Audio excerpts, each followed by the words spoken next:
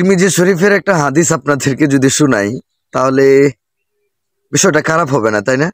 তো তিরমিজি শরীফের মধ্যে একটা হাদিস এরকম আছে, যে ব্যক্তি অন্যের প্রতি দয়া করে আল্লাহ তাআলা তার প্রতি দয়া করেন। সুতরাং তোমরা জমিনের উপরে যারা আছে তাদের প্রতি দয়া করো, আসমানের অধিপতি তোমাদের উপর দয়া করবেন। তিরমিজি শরীফের হাদিস। কিন্তু আমাদের বর্তমান অবস্থা হচ্ছে, কে কাকে কুচা মেরে চলতে পারবে, মানে কুচা দিয়ে চলতে পারলেই সে তাকে আনন্দিত বা গর্ববোধ করে, সে নিজেকে আনন্দিত মনে করে।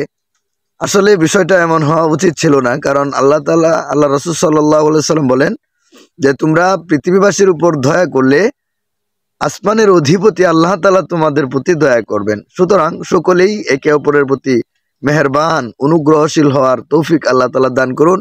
এবং আমার এই পেজ এবং চ্যানেলটাকে সকলেই সাবস্ক্রাইব করে দিবেন, ফলো করে দিবেন এবং আমার ভিডিওগুলোতে লাইক, কমেন্ট এবং শেয়ার করে দিবেন। একটা হাদিস অন্যকে শোনার ব্যবস্থা করে দিবেন। আসসালামু আলাইকুম।